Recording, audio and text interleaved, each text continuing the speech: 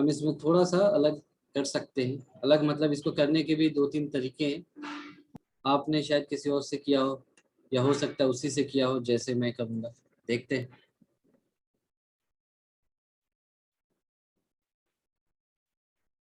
ये कह रहा है find the coordinates of the points which divide the line segment joining A and B into 4 equal parts। अच्छा, तो किसी भी चीज को 4 इक्वल पार्ट्स में डिवाइड करने के लिए हमें कितने पॉइंट्स चाहिए होंगे? 3। समझ में आई ये बात कि किसी भी चीज को, जैसे ये है, इसको 4 इक्वल पार्ट्स में डिवाइड करने के लिए हमारे पास 3 पॉइंट्स पर्याप्त हैं। पहला, दूसरा, तीसरा, चौथा। दिख रहा है ये? बताओ। Yes sir. ठीक है, तो इसी बात को ध्यान में रख कर, ये हमेशा आपको याद रखना है कि इक्वल पार्ट्स में डिवाइड करने हैं तो कितने चीज चाहिए डिवाइड करने के लिए? तो जितने पार्ट्स हैं उससे एक कम।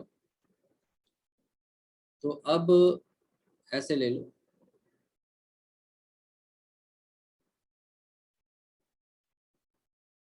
ए है, ये बी है,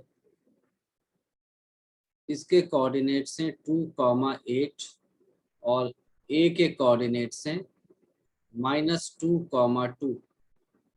ठीक है, अब इस लाइन को find the coordinates of points which divide the line segment into 4 equal parts. इस लाइन को 4 इक्वल पार्ट्स में डिवाइड करने हैं, तो 3 पॉइंट्स मान लिया। ये मान लिया P, ये है Q, ये है R। ऐसा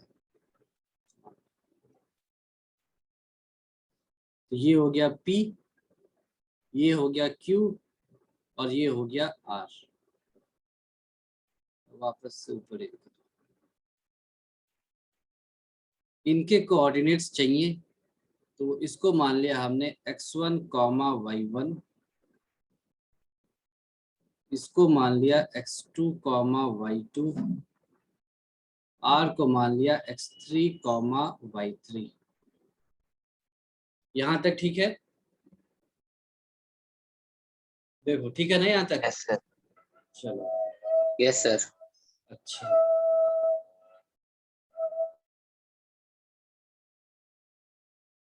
सर वहां पे x3, y3 होगा ना? हाँ सॉरी, ये x3, y3 होगा, बिल्कुल सही बात है। ठीक है, अच्छा, अब क्वेश्चन कह रहा है 4 इक्वल पार्ट्स में डिवाइड करने।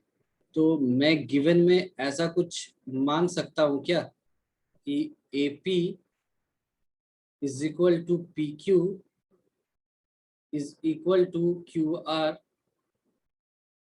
Is equal to RB? ऐसा मान सकते हैं क्या? यस। दिख रहा है? Yes sir.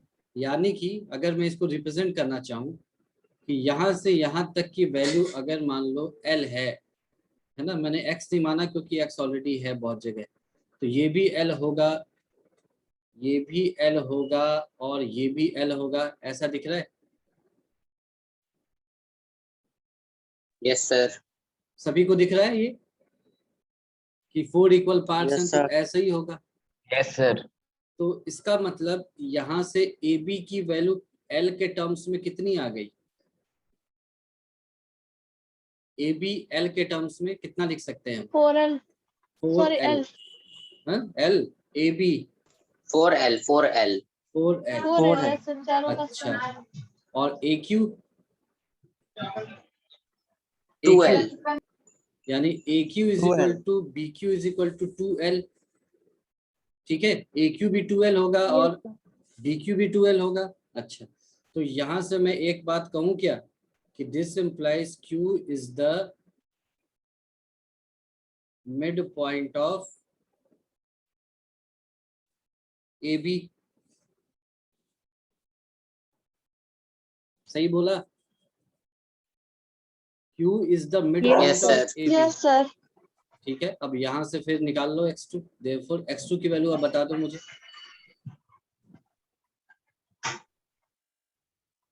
इसका मतलब क्या है, A Q is to B Q क्या है, 1:1। तो Q2 मुझे बता दो ए और बी के रेस्पेक्ट में।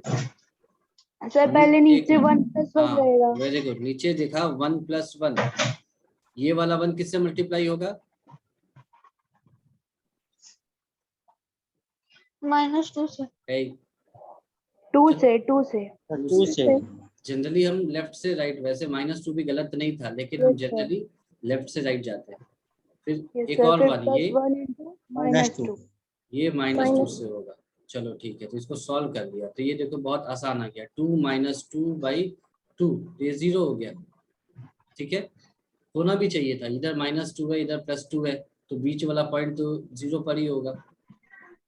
फिर अब मुझे y2 भी बता दो, y2 का भी नीचे वाला काम कर लेते हैं हम, 1+1, 1+1। तो ये 1 into समथिंग होगा +1 into समथिंग होगा, यहाँ तक हमें पता है। अब समथिंग क्या है ये देख लेते हैं, पहले के सर लिए 8 बताओ। और 2। 8 और 2, 8। ठीक है बिल्कुल सही है, 8 और 2, तो ये हो जाएगा 8 + 2 10/2 यानी कि 5। 5। तो यहाँ से आपको क्यूब के कोऑर्डिनेट्स मिल गए हैं क्या, 0,5। ठीक है, सर इस वाले से भी होता है ना, -2। कोई बात नहीं, 3 ये देखो पहले, 3 ये to देखो 1। पहले, ये देखो यहाँ से समझ में आ रहा है, हाँ। ये ठीक है ना यहाँ तक। Yes sir. चलो क्यू के कोऑर्डिनेट्स मुझे मिल गए हैं। अब ए क्यू को देखो ध्यान से, ए क्यू का लेंथ कितना है, 2L। 2L। 2L एपी का L। L। L। तो मैं अगर बोल दूं कि P is mid point of A Q, तो आपको बुरा थोड़ी लगेगा, नो सर यस सर। लगेगा। No sir. No, no sir. Sir, नहीं लगे। चलो तो इसको हम फिर से एक बार बना लेते हैं नीचे इस डायग्राम को, ताकि हमें ये बार बार ना देखना पड़े, और हमें क्योंकि अब थोड़ी बहुत चीजें पता भी हैं। तो ए के कोऑर्डिनेट्स मेरे ख्याल से -2,2 थे क्या, यस सर। और बी के कोऑर्डिनेट्स में गलत नहीं हूं तो 2,8, 2 और 8। यस सर और ये पॉइंट क्यू है जिसके कोऑर्डिनेट्स ऊपर दिख रहे हैं 0,5। सर एक और बार थोड़ा ऊपर एक मिनट करो, ये पी है ये आर, बताओ।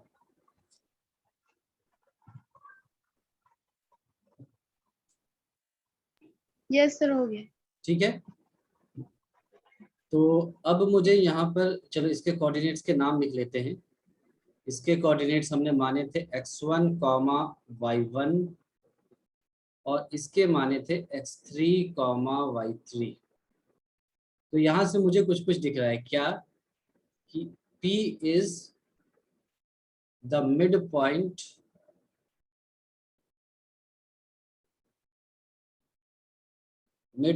of AQ, and R is the midpoint of BQ। सही बोल रहा हूँ क्या, यस सर। है कि नहीं, सही बोल रहा हूँ मैं बिल्कुल। Yes sir. बस काम खत्म, अब 2 लाइंस बना लो यहाँ पर। एग्जाम में ऑब्वियसली आपको ऐसे नहीं करना है, आपको एक के बाद एक करना है, पेज आपके पास रहेगा। मैं सामने दिख रहा है इसीलिए यहाँ पर करूँगा, पहले करूँगा मैं AQ लाइन के लिए, और इधर मैं करूँगा BQ लाइन के लिए। क्या करूँगा कि मैं यहाँ निकालूंगा x1, तो x1 की वैल्यू कितनी होगी नीचे में, 1+1 है ना, P के लिए निकाल रहे हैं है ना, तो 1+1, तो पहले वाला 1 किससे मल्टीप्लाई होगा, 0 0, वेरी गुड, प्लस दूसरे वाला 1 -2 -2, तो क्या बचा, -2/2, ये आया 1, काम खत्म इसका। अब आ जाओ y1 पर, बात वही, नीचे में सर -1 आता ना। -1 ना।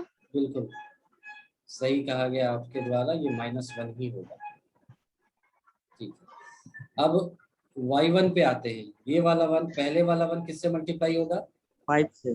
5 से, ठीक है, प्लस दूसरे वाला 1 2 से 2 से, तो ये क्या बचा 7/2, 7/2 इसको यही छोड़ दिया, बाद में लिख लेंगे।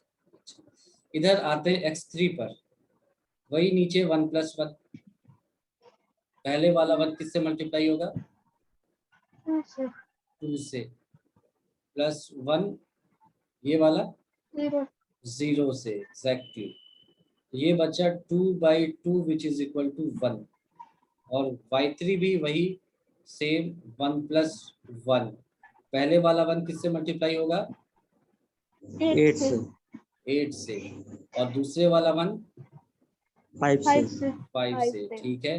तो 8 + 5 यानी 13/2, तो यानी कि यहाँ से देयरफॉर p के कोऑर्डिनेट्स हो गए -1, 7/2 है ना, और r के कोऑर्डिनेट्स हो गए 1, 13/2।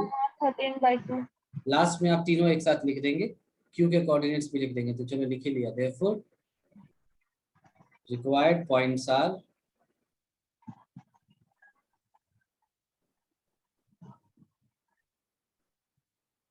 क्या है -1, 7/2, दूसरा है 0, 5, और तीसरा है 1, 13/2।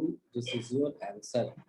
तो ये वाला तरीका समझ में आया सभी को, यस सर है ना। Yes, आप sir. चाहते तो नॉर्मल तरीके से भी कर सकते हैं 1:3, 3:1, लेकिन जब भी इस तरह का क्वेश्चन आ जाए तो हम क्वेश्चन की सिमेट्री का फायदा उठा करके बहुत आसानी से, मतलब बहुत कम कैलकुलेशन में इस क्वेश्चन को कर सकते हैं, इसीलिए मैंने ऐसे किया कि आप इसको भी समझो। दूसरा तरीका तो आपको पता ही है, तो नॉर्मल अप्रोच है, 1:3 लगा के करेंगे, है ना, उससे भी हो जाएगा, लेकिन इस तरीके को भी आप सोच सको, इसीलिए ऐसे किया गया कि आप समझ सको सर कि, स्क्रॉल डाउन करिए है एक ना। सेकंड पे। तो 1 मिनट रुको, तो आप इसको देख के समझ सको कि Q क्या है, AB का मिड पॉइंट है, और P क्या है, AQ का मिड पॉइंट है। सिमिलरली R क्या होगा, BQ का मिड पॉइंट है। तो मिड पॉइंट के कॉन्सेप्ट को यूज करके हमने इस क्वेश्चन को सॉल्व कर लिया, ठीक। इसमें किसी को यस कंफ्यूजन सर। है, कंफ्यूजन है इसमें किसी को? No, sir. चलो, तो लास्ट क्वेश्चन करते हैं। वैसे लास्ट क्वेश्चन बहुत ही ज्यादा आसान है, इसमें कुछ है नहीं। सर हद से ज्यादा सर आसान हम है। लोग कर लेंगे। इजी है हाँ, ये कर लो, क्योंकि यस सर। वैसे भी ये इसका है भी नहीं, ये डिस्टेंस फॉर्मूले का क्वेश्चन है। सर 1 मिनट में हो जाएगा ये, हाँ, मतलब तो बहुत आसान है। 10th वाला सभी कर लेंगे, मैं मान के चलूं। वही कैलकुलेशन में सर जितना कर टाइम लिए लगे हैं। बस कर लिए हो सभी? Yes, sir. कर लेना, इसमें यस कुछ सर नहीं कर है, लिए। है ना? तो ये डिस्टेंस फॉर्मूला का क्वेश्चन है बेसिकली, ये है भी नहीं एरिया ऑफ ट्रायंगल का। तो हम नए कॉन्सेप्ट पे आते हैं, क्योंकि मुझे लगभग 20 मिनट चाहिए होंगे इसको समझाने के लिए। तो इसका थर्ड पार्ट है एरिया ऑफ अ ट्रायंगल। हालांकि मैं आपको जनरल सी चीज बताऊंगा ताकि आप किसी भी पॉलीगॉन का भी एरिया निकाल सके सेम मेथड से, लेकिन ट्रायंगल बेसिक है, इसीलिए हम यहाँ से स्टार्ट करेंगे, ठीक है। एरिया ऑफ अ ट्रायंगल निकालने के कई सारे तरीके आपने पढ़े होंगे, हाफ बेस इनटू हाइट, या Heron's formula. फॉर्मूला से पढ़ा होगा, half yes sir. Into length of sides into sine of included angle, ऐसे बहुत सारी चीजें हैं, आप पढ़ते ही रहते हैं। उसमें से एक तरीका कोऑर्डिनेट ज्योमेट्री को यूज करके भी है, तो देख लेते हैं क्या कहता है। ये कह रहा है कि पहले तो आप भाई एक कोऑर्डिनेट एक्सिस बना लो, तो हमने बना लिया। इसमें थोड़ा कैलकुलेशन है इसके प्रूफ में, तो आपको थोड़ा सपोर्ट करना होगा मुझे। 3 पॉइंट्स ले लिए हमने, एक पॉइंट ए ले लिया, एक बी ले लिया, और एक मान लो सी ले लिया। ऐसे तीनों के कोऑर्डिनेट्स भी बना दिए, x1, y1। फिर बी है x2, y2 हाँ x2, y2, और सी है x3, y3। देखो हमने नाम एंटी क्लॉकवाइज लिखा है, मतलब घड़ी की तरफ से नहीं लिखा है, घड़ी के उल्टे तरफ से लिखा है। क्यों ऐसा किया है ये भी बताऊंगा थोड़ी देर के बाद।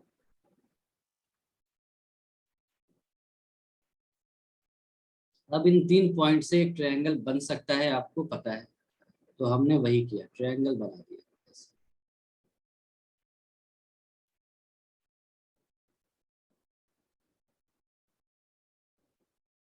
अब करना क्या है, ट्रायंगल तो बन गया हमारे पास, अब क्या करें? तो हमें क्या करना है, हमें एरिया निकालना है इस ट्रायंगल का। ठीक है, किस फॉर्म में? Obviously x1 y1 x2 y2 और x3 y3 के टर्म्स में। अगर हमें पता होता तब तो हम यहीं से निकाल लेते, तो हमें तो x1 y1 x2 y2 x3 y3 के टर्म्स में कुछ पता है नहीं, तो जाहिर सी बात है यहाँ से डायरेक्टली तो निकलेगा नहीं, तो हमें कुछ और करना पड़ेगा। तो हम वही करते हैं। हम क्या करेंगे, हमने यही बताया था, कुछ भी समझ नहीं आया तो परपेंडिकुलर ड्रॉप कर लेते हैं, है ना। तो परपेंडिकुलर ड्रॉप कर लिया ऐसे। कहाँ से करेंगे? हर जगह से करेंगे, है ना, क्योंकि कोई भी पॉइंट स्पेशल Yes, या अच्छा या खराब है नहीं। तो इसको हमने डी मान लिया, इसको हमने ई मान लिया, इसको हमने एफ मान लिया। अब देखो ध्यान से, area of triangle ABC is equal to, ये बेसिकली तुम्हें ये निकालना है, ऐसा निकालना है, इसका एरिया निकालना है आपको। इसको मैं कलर कर देता हूँ ऐसे, ये निकालना था आपको। हमने क्या किया, यहाँ से परपेंडिकुलर ड्रॉप किया ऐसे। ये है ए, ये है बी, ये है सी, ये है डी, ई, एफ। अब आप ध्यान से ए बी डी ई को देखो, ये क्या बन रहा है? ट्रेपेजियम। ए बी डी ये ट्रेपेजियम। ट्रेपेजियम है। अच्छा, तो ए बी डी को कलर कर दो पहले, ए बी डी ई को कलर कर दो ऐसे। ट्रेपेजियम का एरिया निकालना आपको आता है, half into Yes, height sir. Into half into sum of parallel parallel sides. Opposite sides. Sides. ठीक into है, distance. ठीक है। अब ए ई एफ सी क्या है? ये भी ट्रेपेजियम है। ये भी ट्रेपेजियम। ये भी आपको एक ट्रेपेजियम जैसा दिख रहा है, ये भी एक ट्रेपेजियम है। तो आपके पास 2 ट्रेपेजियम आ गए। इन दोनों का एरिया ऐड कर दिया जाए तो क्या मिल जाएगा आपको? A B D F C का एरिया, ध्यान से देखो, A B D F C का एरिया, ये पूरा जो कवर्ड है सबका एरिया मिल जाएगा। Yes Yes, sir. अच्छा, अब yes, sir. बी डी, ध्यान से देखो, बी डी एफ सी क्या है? यहाँ पर देखो, बी डी एफ सी क्या है? ये बी डी एफ सी क्या दिख रहा है आपको? Rectangle. रेक्टेंगल नहीं है ये, तो ट्रेपेजियम है। ये भी एक ट्रेपेजियम है। देखा, बी डी एफ सी भी एक Yes, ट्रेपेजियम है। हाँ सर। तो अगर मैं इस पूरे एरिया में से, इस पूरे एरिया में से अगर बी डी एफ सी का एरिया घटा दूं तो क्या मिलेगा मुझे? Minus ABC। Triangle ABC. ABC का एरिया मिल जाएगा. पक्की बात है ना? Yes sir. Yes sir. मिल गया ये। तो हम यही हम्म। करेंगे यहाँ पर, हम यहाँ पर यही करेंगे। ठीक है, तीनों सर ट्रेपेजियम इसको के तो हम लोग और भी तरीके से कर सकते पहले हैं, भी करते हैं। और भी डायग्राम बना के. और भी डायग्राम बना के, ये अरे, सबसे, ऐसा क्वेश्चन तो पहले हम लोग किए थे।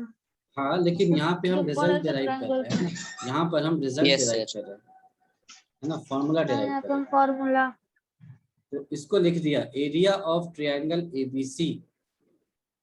अब इसको लिखा, ये क्या क्या हो सकता है? ये होगा एरिया ऑफ ट्रेपेजियम, पहला वाला क्या, A B trapezium. D E, A B D, है ना, प्लस एरिया ऑफ ट्रेपेजियम दूसरा वाला, AFC.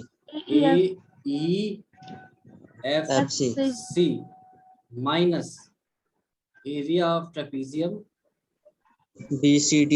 अरे BDEFC. हाँ, BDF। D F C. हमेशा एंटी क्लॉकवाइज चलते हैं, यहाँ तक कोई कंफ्यूजन है किसी को? No sir. No sir. अब आपके पुरानी चीजों पर ये खेल खेलेगा। देखो मैं हाफ कॉमन ले लूं हर जगह से, क्यों? क्योंकि तीनों में ही हाफ इंटू हाफ आएगा, है हाँ। कि नहीं? तो 3 बार हाफ हाँ, लिखने सर। से स्पेस ज्यादा लगेगा, तो इसीलिए मैंने हाफ को कॉमन ले लिया पहले ही। ठीक है, अच्छा। अब ट्रेपीजियम ABD के बारे में क्या ख्याल है? Half into sum of parallel sides into height होता है। BD एक मिनट, प्लस AE। अच्छा, तो मुझे उसमें बताओ, हाफ ऑफ पैरेलल साइड्स यहाँ पर क्या है? BD और AE पैरेलल साइड्स BD। हैं। Yes sir. Yes sir. Yes, और sir. ये कितना है? Yes. हाइट कितना है? ये DE। D हाइट है ना? DE. तो D Yes, sir. आपको दिख रहा होगा अगर कि ये x1 माइनस x2 है, दिख रहा है? हाँ. दिखा? Yes, और sir. जो BD है वो y2 है, X. y2। White.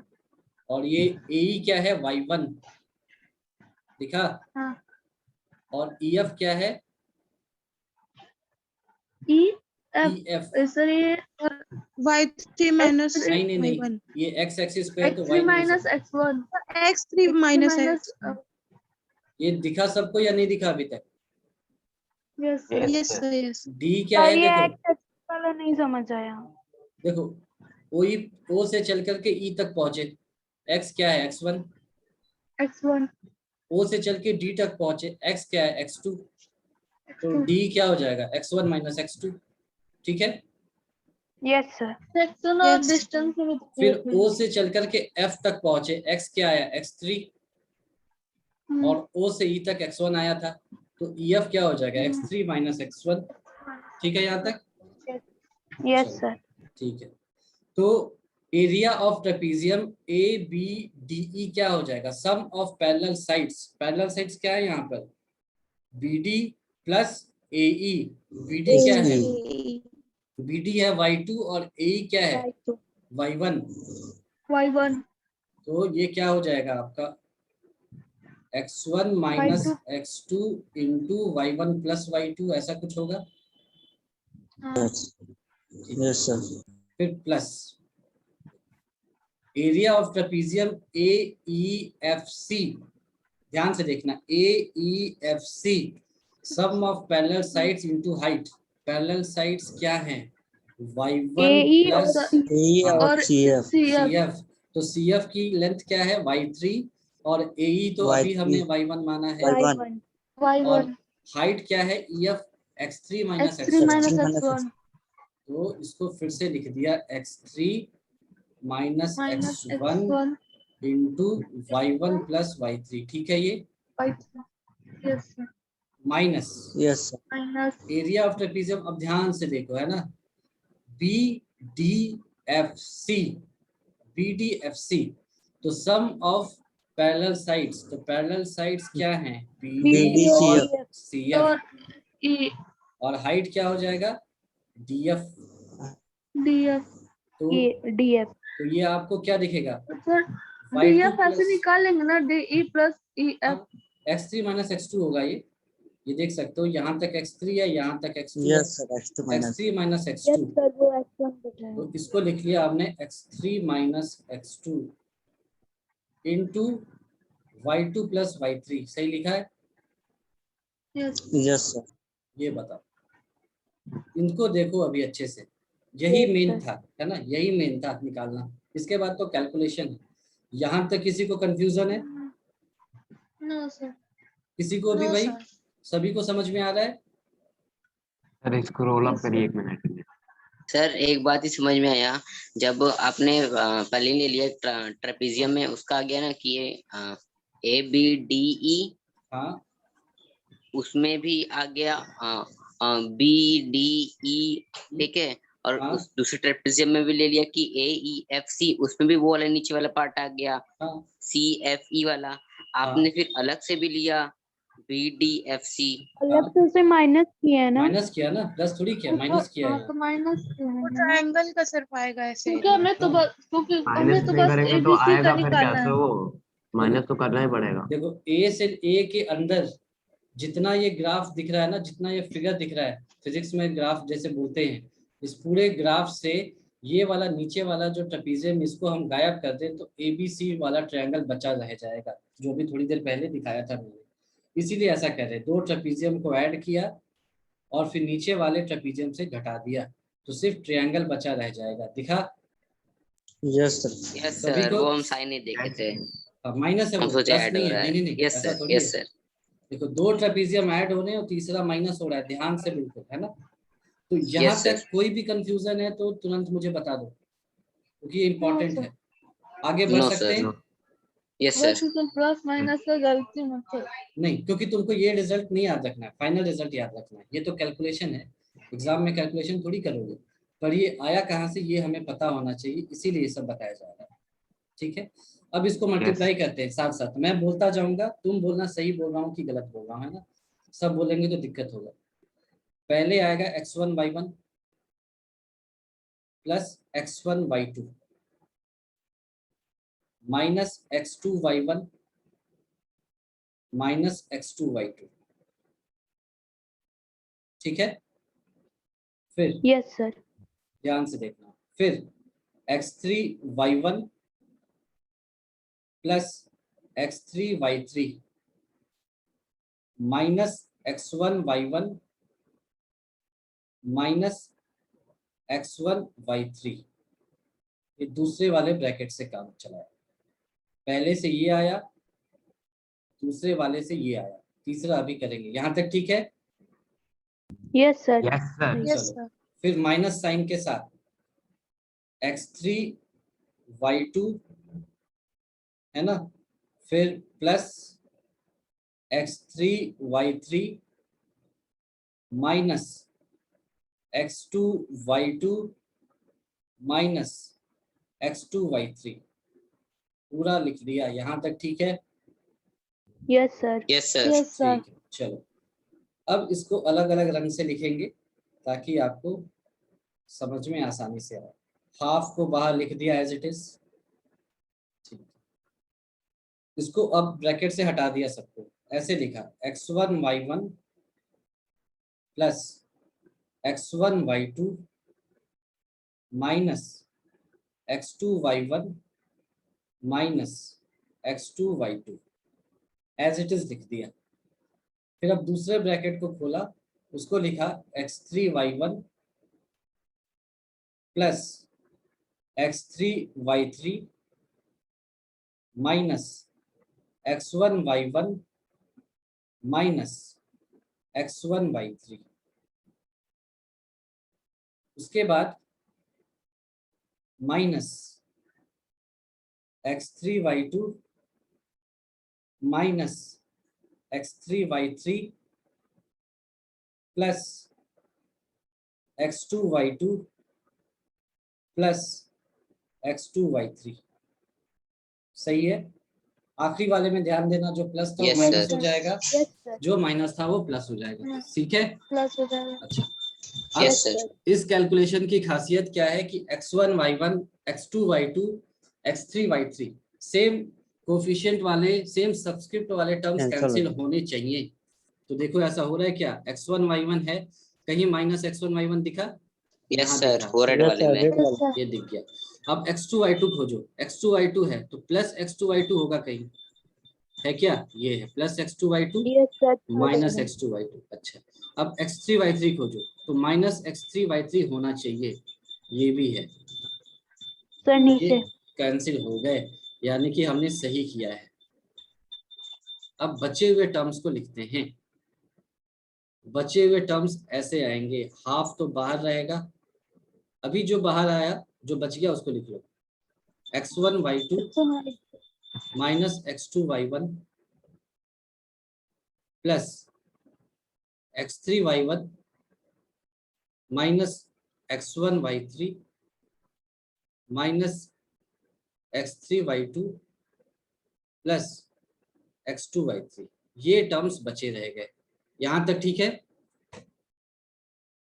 Yes sir. Yes sir. अब इसके बाद इसको दो तरीके से बताते हैं। मैं एक तरीका वो लिखवा देता हूँ जो आपके एनसीईआरटी के बुक में है, ताकि आप ये ना कहो कि बुक में तो ऐसा दिया है। आप x1 को कॉमन ले लो, तो x1 अगर कॉमन लोगे तो कहाँ कहाँ से आएगा, यहाँ पर x1 है और Y2 और यहाँ Y3। पर x1 है, दिख रहा है।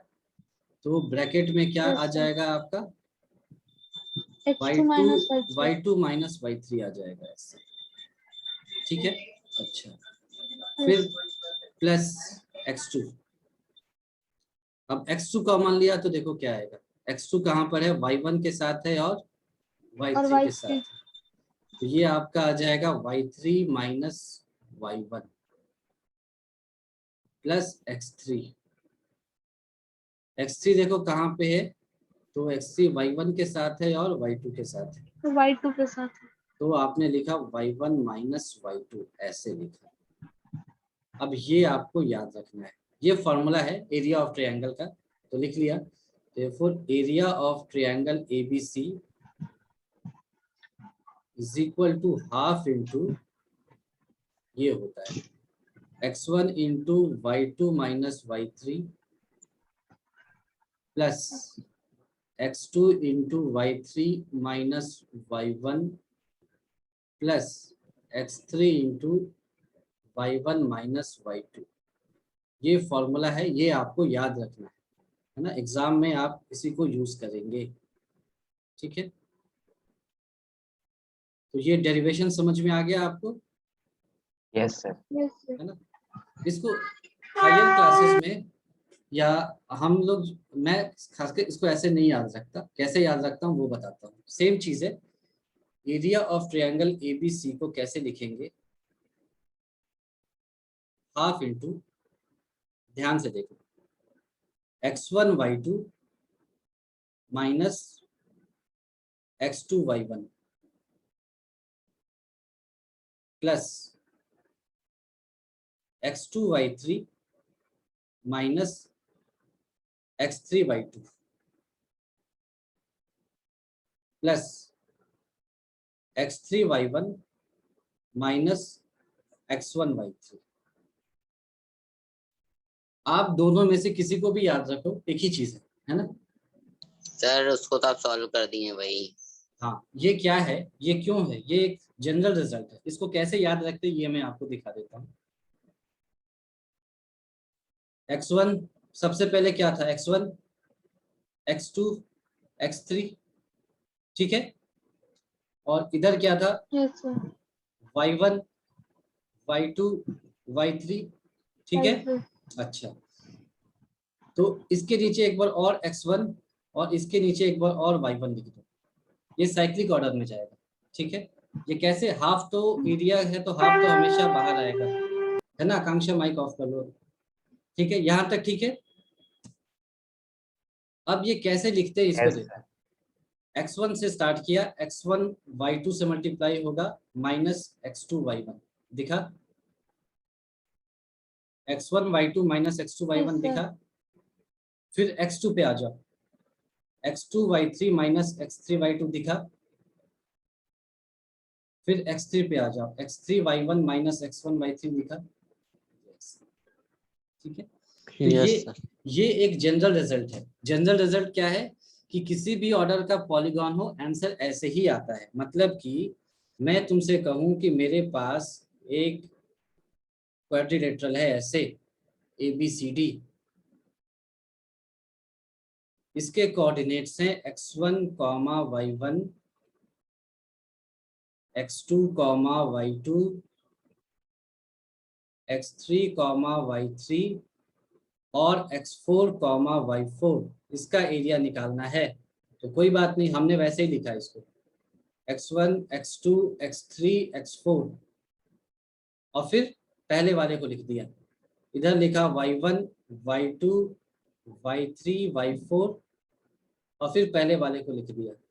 अब एरिया ऐसे आ जाएगा, हाफ बाहर रखा, same concept, x1 y2 minus x2 y1, तो लिख लो x1 y2 minus x2 y1 plus Yes, sir. ऐसे x2 y3 बस इसमें माइनस कैलकुलेशन मिस्टेक नहीं होना। x3 y2, इसीलिए तो ये सिखाया गया, ऐसे याद रखना है। प्लस, सॉरी x3 था ना, तो plus x3 y4 minus x4y3 plus x4y1 minus x1y4। Calculation mistake नहीं होगा क्योंकि तुम ध्यान दो तो ये सब्सक्रिप्ट सिर्फ चेंज होता है। x1 y2 है तो अब x की जगह 2 आ जाएगा, y की जगह 1 आ जाएगा। x2 y3 है तो माइनस x y वाला ले लेगा, y x वाला ले लेगा। x3 y4 है तो x 4 आ जाएगा, y 3 आ जाएगा। ऐसे सिर्फ उल्टा हो जाता है बस। ठीक है, तो इसको एक बार रिवाइज करना, और ये ज्यादा आसान है ऑब्वियसली क्योंकि ये जनरल सा रिजल्ट है, ये फ्यूचर में भी काम आएगा। ठीक है, नहीं तो एनसीईआरटी में ये है, इसको याद रख सकते हैं, जो भी आप चाहें आंसर सेम आएगा। तो चलो फिर